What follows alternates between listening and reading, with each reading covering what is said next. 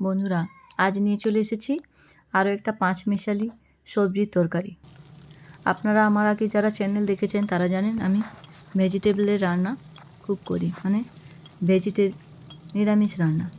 এই দেখুন, কড়াইতে সর্ষে তেল, 5 ফোড়ন আর শুকনো লঙ্কা দিয়ে আলুগুলোকে ঠিক এইভাবে কেটে ভেজে নিচ্ছি। সঙ্গে দিয়ে দিচ্ছি নুন, এরপর দিয়ে দিচ্ছি ফুলকপি। আলু হালকা ভাজা হয়ে গেলে ফুলকপিটি দিয়ে হালকা করে নেড়ে হালকা ফুলকপি আর আলু সেদ্ধ করে নেব।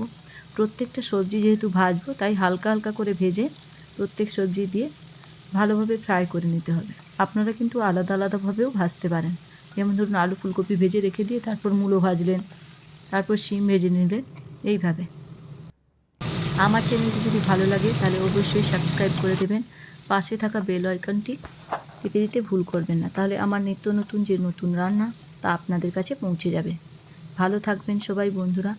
এইভাবে দেখুন সমস্ত সবজি ভেজে নিয়েছি, মধ্যিখানে দিয়ে দিয়েছিলাম কাঁচা লঙ্কা। এরপর শিমটাকেও ভালোভাবে ভেজে নেব।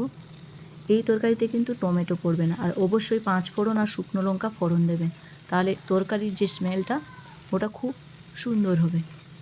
এইভাবে বেশ কিছুক্ষণ ভেজে নেওয়ার পরে আমি দেখুন সব সবজিগুলো প্রায় হালকা ভাজা হয়ে গেছে। এরপর দিয়ে দেবো বেগুন।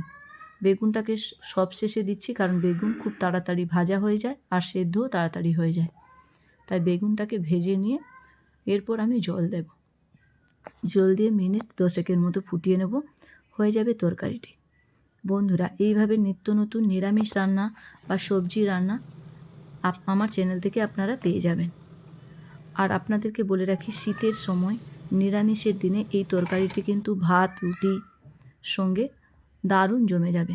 শেষে একটু চিনি দিয়ে তরকারিটি আমি নামিয়ে নেব। অসাধারণ এই তরকারিটি খেতে। দিয়ে দিতে পারেন একটু গরম মশলা আর হালকা একটু ঘি। রুটির সঙ্গে বা ভাতের সঙ্গে পুরো জমে যাবে। ভালো থাকবেন সবাই। আবারও বললাম টাটা।